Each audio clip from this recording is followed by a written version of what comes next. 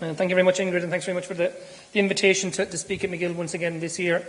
As set out, the title of our session tonight is that the economy is booming, what could go wrong? And I guess your answer to that is limited only by your imagination. There's a huge amount that could go wrong. And, of course, what's actually going to happen is unknowable. But I suppose even thinking about what could happen should leave us in a better position to prepare for whatever eventuality does come to pass. Domestically, the Irish economy is in good shape. There's been a very strong recovery over the last number of years, and it's possible that the strong growth we've seen will continue over the medium term. It's also possible that some of the significant tailwinds that have been behind us for the last number of years that Deputy Doherty has mentioned could continue. However, I think such optimism is likely to be misplaced. The strong growth we've had for the last number of years cannot continue. The economy cannot grow above its potential forever. And, of course, we face the looming threat of large external risks. As described, we have the UK exit from the European Union, with the volatile trade policy of the US, with the potential changes in the taxation of international companies, the possibility of a global slowdown. So the strong growth in the Irish economy will come to an end. But given all those possible risks that are out there, maybe knowing the actual trigger isn't most important.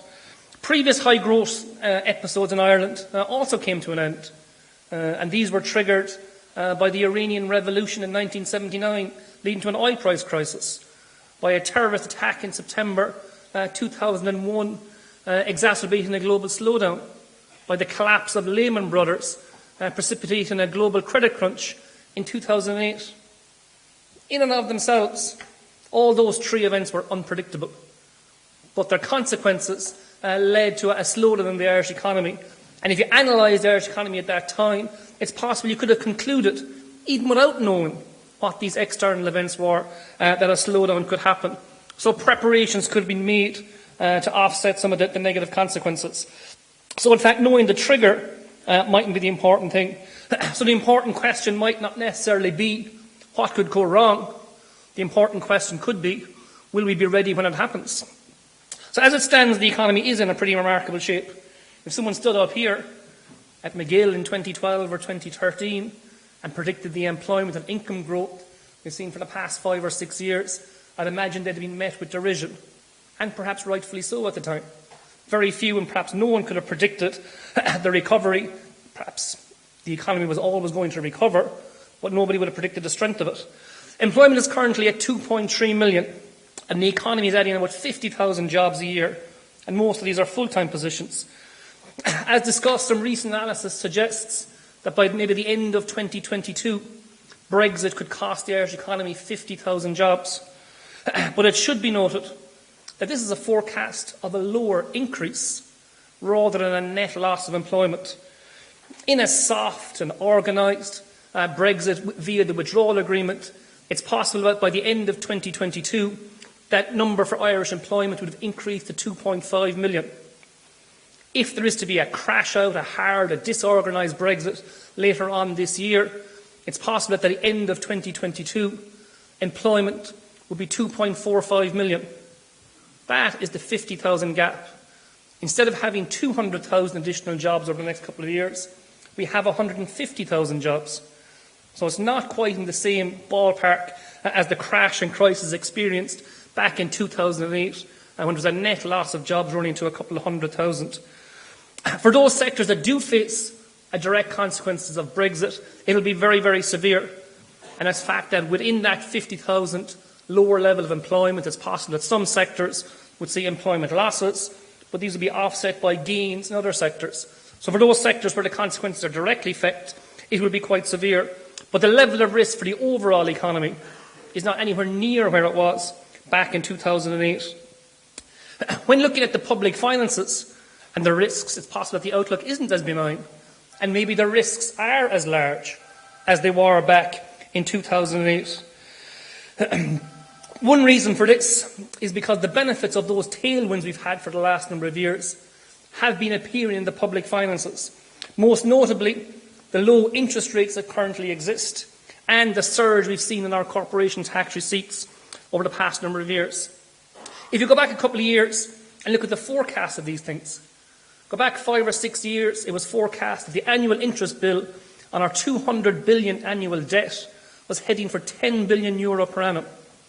At the same time, forecasts of corporation tax, in line with the predicted modest recovery we were due to have, would be that corporation tax was heading for around €5 billion per annum. 5 years later, and those forecasts have reversed. The expenditure item has gone to €5 billion, and the revenue item has gone to €10 billion. So instead of paying €10 billion in interest, we're now receiving €10 billion in corporation tax. Instead of receiving €5 billion in corporation tax, we're paying €5 billion in interest. That's a €10 billion swing, unexpected, a lot of it unexplained in the public finances in the last 4 or 5 years. The issue is not so much that these things have happened. A heavily indebted country paying a couple of billion less on a huge national debt is obviously a good thing, and foreign companies deciding to pay us a couple of billion extra in corporation tax is also very much a good thing. The issue, of course, is what has happened to these benefits over the last number of years, and they've been used as quick as they've come in. If we take that 10 billion positive swing within the public finances and look at to see, well, what change happened on the bottom line? Where does that 10 billion show at the end? It's gone. The estimated or forecast level of the government's balance across all its accounts is roughly where it thought it would be, even with those huge gains over quite a short period of time. So historically low interest rates, as we're currently experiencing, and this largely unexplained surge in corporation tax cannot be taken as permanent. And there are perhaps echoes of a reliance on stamp duty and other transaction taxes of a decade ago within the public finances at present. In view of our dependence on corporation tax, it may also be worth a few comments on our overall reliance on multinationals, and in particular US multinationals. Each year in Ireland, US multinationals pay around $7 billion in pay and other benefits to their staff. They buy around $4 billion of goods and services from Irish suppliers, including indirect and contract staff. They pay the government around $6 billion in corporation tax and other taxes, including rates, and they undertake around $3 billion of investment in capital projects like pharmaceutical plants and data centres. All told, the contribution to Ireland's economy from US multinationals is around $20 billion a year. This corresponds to something around 10% of our national income. Now, of course, US companies have presence in all of our countries. And if we look across the EU and say, well, what contribution are US companies making to their economies? In relative terms, we can see that averages across the current EU 28 of around 3% of their national income arising in US companies. In Ireland, we're 10%. So that outperformance corresponds to a difference or a gain we're getting from this policy we've adopted of around €14 billion a year. Now, I'll be up here for 10, 12 minutes. I've probably used the word billion as often as that already. How big is €1 billion? How much is €1 billion? Is an outperformance of 14 billion from the presence of US multinationals here significant? Well, if we put it into terms we might be familiar with, the most frequently used high denomination note in Ireland tends to be the €50. Many places perhaps won't even accept €100. So the €50 note is the high denomination note we use most frequently. How much would €1 billion in €50 notes look like? Well, it'll be about 14 pallets of the things. It's an articulated lorry full of €50 notes. So the 14 billion outperformance we get from US multinationals is a ferry pulling up every year with 14 trucks full of €50 notes. It is an immense amount of money. When it comes to immense amounts of money, the government spends an immense amount of money. Last year, government spending, in general government terms, across all sectors of government, increased by about €5 billion and reached €82 billion for the year. That of itself perhaps isn't a huge concern. The concern has been the acceleration, the growth rate of spending in recent years. After turning positive after the era of austerity in 2015, the growth rate of spending has increased each year, and last year reached 7%. In the absence of significant revenue-raising measures, the Irish economy, in fact no economy, can sustain public sector or public spending growth of 7%.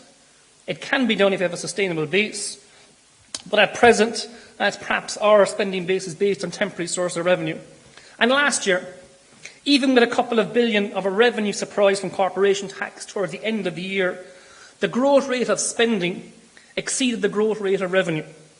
The public finances deteriorated, and that is before we even adjust for the temporarily high growth rates due to the recovery. A hugely worrying part of the recent increase in public spending has been that much of it has been unplanned. The health sector is consuming more and more resources with no prior assessment and little subsequent accountability. This cannot continue. The end-June Exchequer data for this year show that health spending is running 8% ahead of the same period last year. And informal soundings have been made that an overrun of 300 million is possible above its 17 billion allocation. In 2018, rather than increasing by a planned £500 million, public spending on health increased by almost or more than twice that, 1.1 billion. And this is something we see every year.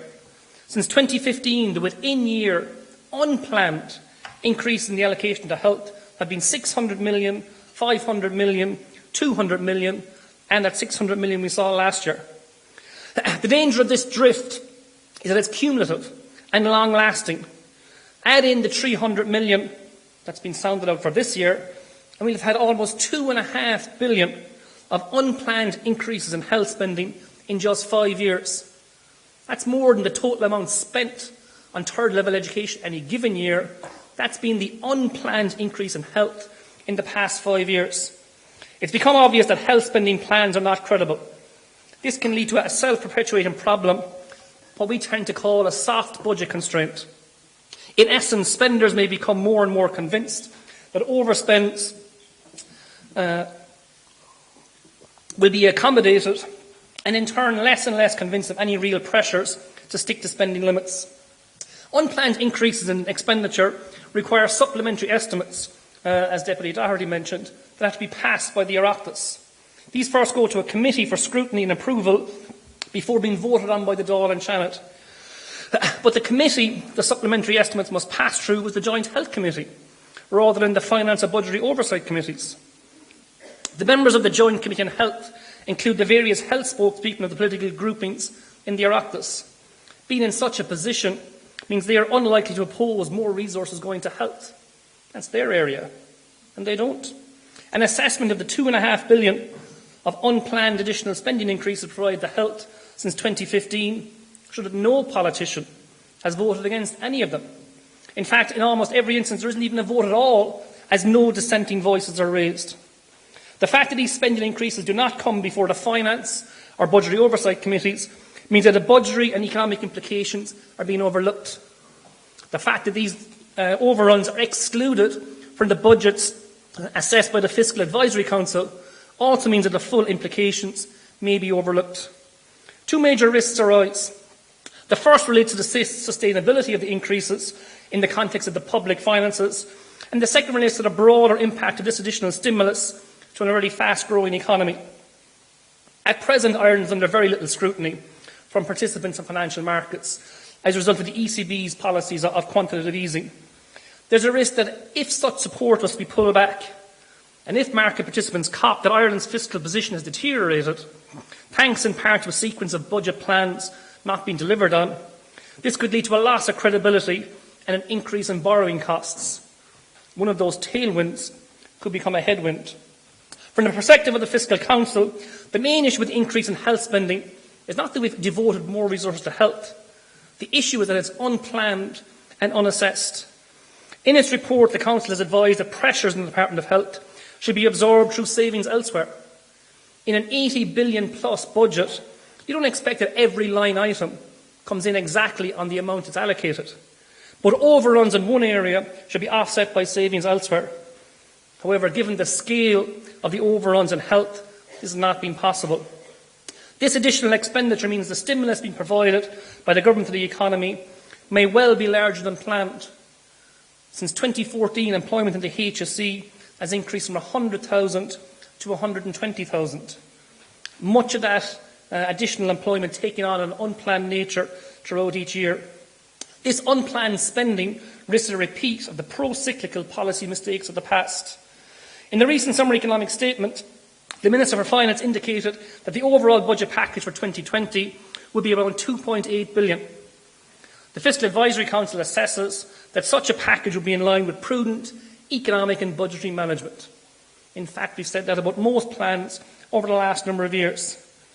Demographic pressures because of our growing and changing population and the cost of commitments already given, including to public sector pay and investment, will cost just over £2 billion next year. This means the amount available for new measures in Budget 2020 is estimated around £700 million. This is what the Minister for Finance has said he will deliver on, and this year we hope he follows through on that. But we have to get through 2019 first. There have already been indications that in spite an additional allocation of £1.1 billion for health, that there will be an overrun of a further £300 million. And the government has yet to make provision in its figures for the Christmas bonus for recipients of weekly social welfare payments. Yes, for Christmas 2019. The fact that a large share of the available resource for the budget may already have been used, if they stick to their plans, should be a concern for all of us, not just a concern for the Minister for Finance. This pattern needs to be stopped. Putting additional resource into certain areas is important, but it shouldn't be something that happens in an unplanned, unaccountable and unassessed way. Thank you very much.